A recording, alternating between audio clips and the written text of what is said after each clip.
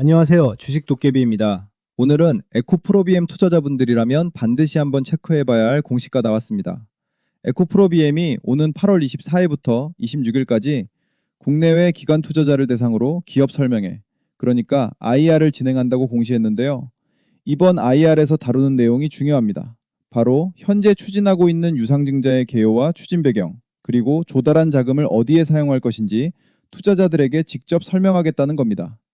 IR 자료는 8월 21일 회사 홈페이지와 카인드 시스템에 공개될 예정이고, 실제 기관 투자자 대상 설명은 24일부터 4회간 진행됩니다. 그런데 여기서 한 가지 짚고 넘어가야 합니다. 단순히 IR을 개최한다는 사실 자체가 엄청난 호재라고 보기는 어렵습니다. 오히려 중요한 건 왜 지금 회사가 적극적으로 투자자들을 만나려고 하느냐는 겁니다. 에코프로비엠은 현재 약 1조 2천억 원 규모의 유상증자를 추진하고 있습니다. 유상증자라는 말을 들으면 기존 주주분들 입장에서는 아무래도 부담부터 느끼실 수밖에 없죠. 새로운 주식이 발행되면 기존 주주의 지분 가치가 희석될 수 있고, 실제로 시장에서도 대규모 유상증자를 항상 긍정적으로 받아들이는 건 아닙니다. 그런데 이번 에코프로비엠 유상증자는 단순히 회사 운영이 어려워져서 돈을 마련하려는 성격으로만 보기에는 내용이 조금 다릅니다. 에코프로비엠은 지난 6월 30일 약 1조 2천억 원 규모의 주주 배정 후 실권주 일반 공모 방식 유상증자를 결정했고, 최근에는 자금 사용 계획을 보다 구체적으로 보강한 정정신고서도 제출했습니다. 그럼 이 큰 돈을 어디에 쓰느냐? 여기가 핵심입니다. 상당한 자금이 인도네시아 니켈 재련소 투자에 들어갑니다. 특히 BNSI 재련소 지분 확보에 약 7,650억 원을 투입하고, 헝가리 생산 거점에도 약 1,500억 원이 들어가는 계획이 제시돼 있습니다. 왜 에코프로비엠이 이렇게까지 니켈 확보에 큰 돈을 쓰려고 할까요?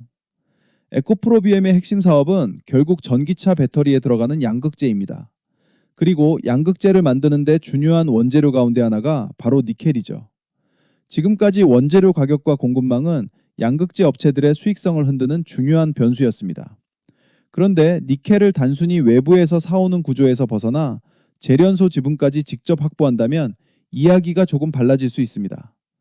원재료부터 양극재 생산까지 이어지는 공급망을 직접 가져가면서 장기적으로 원가 경쟁력을 높이고 공급 안정성을 확보할 수 있기 때문입니다. 에코프로 그룹에서는 인도네시아 재련소 투자를 통해 전기차 약 150만 대 분량에 해당하는 니켈 자원을 확보할 수 있을 것으로 보고 있습니다. 여기에 헝가리 공장 투자까지 연결됩니다. 유럽은 에코프로비엠 입장에서 상당히 중요한 시장입니다. 유럽 현지에서 양극재를 생산할 수 있는 기반을 확보하면 물류 비용뿐만 아니라 공급망 규제에 대응하는 측면에서도 의미가 있습니다. 그러니까 이번 1조 2천억 원 유상증자를 조금 크게 보면 인도네시아에서는 원재료를 확보하고 헝가리에서는 유럽 생산 거점을 확대하는 전략이라고 볼 수 있는 겁니다. 그렇기 때문에 이번 유상증자를 무조건 악재라고 단정하는 것도 맞지 않고, 반대로 무조건 호재라고 이야기하는 것도 조금 위험합니다. 단기적으로는 분명 부담이 있습니다. 새로운 주식이 발행되면서 기존 주주의 지분 가치가 희석될 수 있고, 1조 2천억 원이라는 규모 자체도 작지 않습니다. 실제로 유상증자 발표 이후 시장에서 이런 부담을 주가에 반영하는 모습도 나타났죠.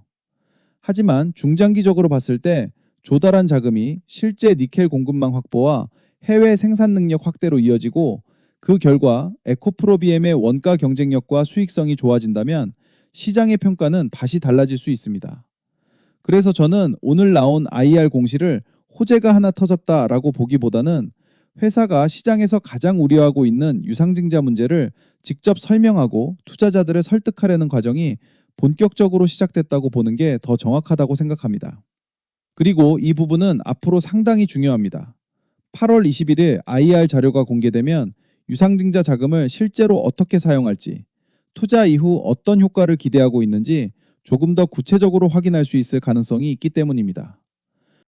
자, 여러분, 요즘 증시 보면서 도대체 다음에 뭐가 움직일까 이 생각 많이 하실 겁니다. 특히 정책 하나 발표될 때마다 시장이 굉장히 빠르게 반응하죠. 어떤 날은 에너지 관련주가 움직이고, 어떤 날은 건설이나 지역화폐 관련주가 움직이고, 또 어떤 정책이 언급되면 갑자기 전혀 예상하지 못했던 종목들이 시장의 관심을 받기도 합니다. 그런데 저는 정책주를 볼 때 앞으로 정부가 어느 분야에 힘을 실을 것인가, 그리고 더 중요한 건 실제로 돈이 어디에 쓰일 것인가, 이걸 먼저 봅니다.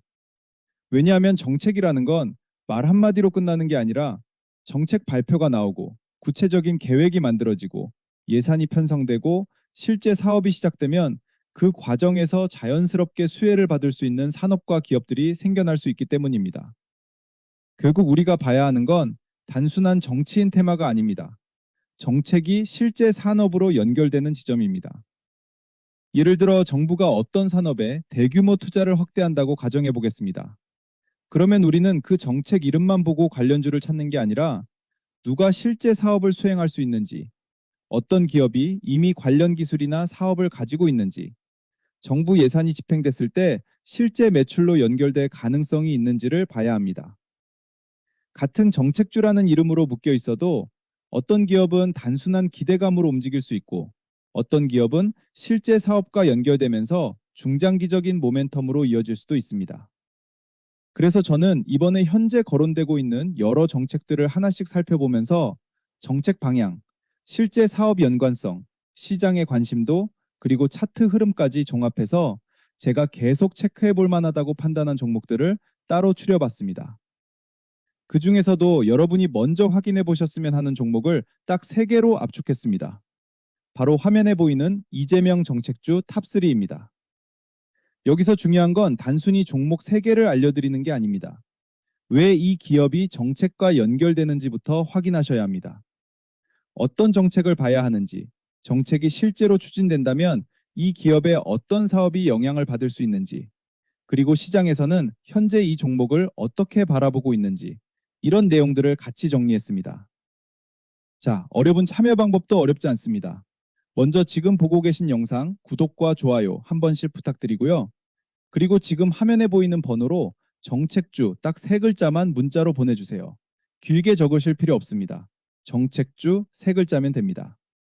문자를 보내주신 분들께는 제가 현재 체크하고 있는 정책 관련 핵심 종목 탑3와 함께 각 종목이 어떤 정책과 연결되는지, 왜 해당 기업을 살펴보고 있는지, 그리고 앞으로 어떤 부분을 체크해야 하는지까지 확인하실 수 있도록 안내드리겠습니다.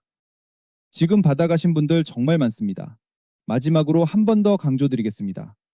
영상 아래 구독과 좋아요 눌러주시고 화면에 보이는 번호로 정책주 3글자만 보내주시면 자료 안내해드리겠습니다. 그럼 주가도 한번 보겠습니다. 오늘 에코프로비엠은 11만 6,800원에 거래를 마쳤습니다.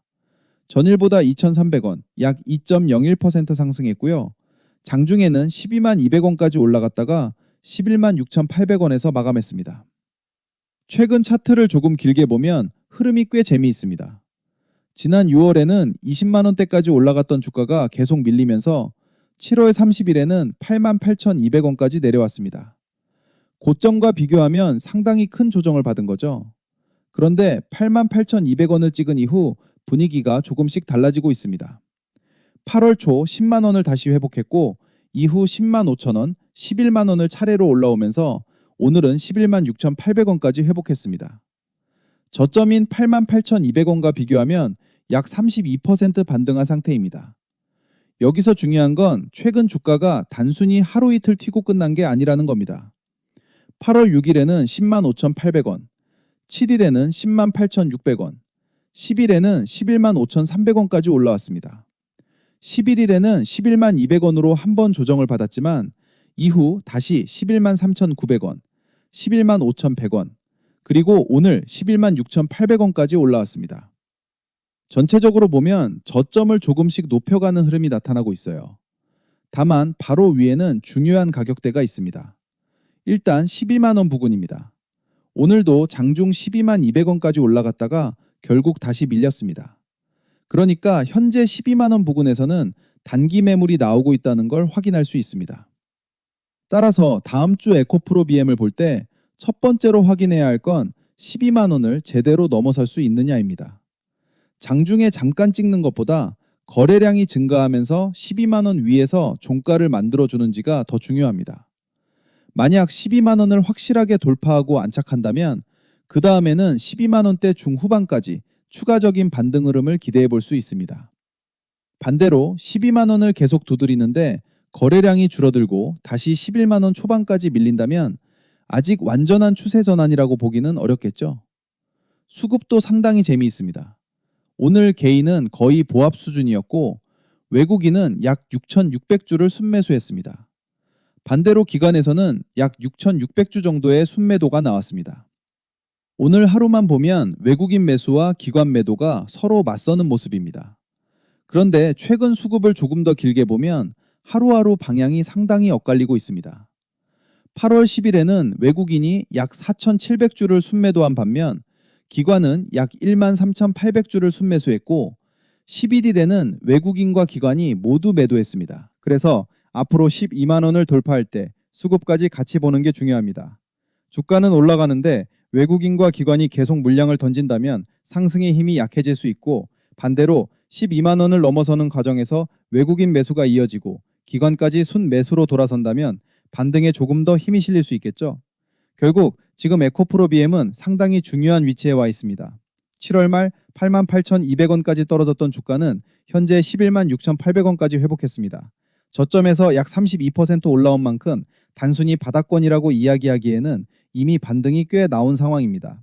그렇기 때문에 지금부터는 무작정 상승을 기대하기보다 12만 원을 실제로 돌파하는지 확인하는 과정이 필요합니다.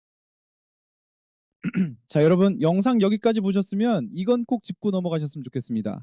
최근 시장을 보면 반도체뿐만 아니라 자동차와 로봇 쪽에서도 상당히 재미있는 움직임이 나오고 있습니다. 특히 현대차 그룹이 이제는 단순한 자동차 회사를 넘어 자율주행, AI, 로보틱스, 휴머노이드까지 사업 영역을 넓히면서 자동차와 로봇 산업의 연결고리가 점점 더 강해지고 있습니다. 여기서 중요한 건 완성 로봇만 보는 게 아닙니다. 로봇이 실제로 움직이려면 관절 역할을 하는 액추에이터부터 감속기와 모터, 센서, 그리고 AI와 제어 기술까지 전부 필요합니다. 결국 로봇 시장이 커질수록 그 안에 핵심 기술과 부품을 공급하는 기업들도 같이 봐야 한다는 겁니다. 그래서 제가 이번에 자동차 로봇 관련주 가운데 앞으로 체크해 볼 만한 핵심 종목 탑5를 따로 정리해 놨습니다. 단순히 로봇이라는 이름만 붙은 종목들이 아니라 실제로 어떤 사업과 연결되어 있는지, 어떤 기술을 가지고 있는지, 앞으로 어떤 재료를 체크해야 하는지까지 같이 정리했습니다. 자, 여러분, 지금 영상 보고 계신 분들에게만 무료로 배포하는 겁니다. 구독과 좋아요 한 번씩 눌러주시고 지금 화면 위에 나와 있는 번호로 로봇주 딱 세 글자만 보내주세요. 다른 내용 길게 적으실 필요 없습니다. 로봇주 세 글자만 보내주시면 제가 정리해 놓은 관련 정보를 확인하실 수 있도록 바로 발송해 드리겠습니다. 그리고 한 가지는 꼭 기억하셨으면 좋겠습니다. 이미 많이 오른 종목을 보고 뒤늦게 따라가는 것보다 시장의 관심이 다음으로 어디를 향하고 있는지, 그 안에서 실제로 어떤 기업들이 연결돼 있는지를 먼저 확인하는 게 중요합니다. 자동차와 로봇, 그리고 피지컬 AI까지 앞으로 계속 체크해 볼 만한 분야인 만큼 관심 있으신 분들은 놓치지 마시고요. 구독과 좋아요 눌러주시고 위 번호로 로봇주 딱 세 글자만 보내주시면 정리된 정보를 바로 발송해 드리겠습니다.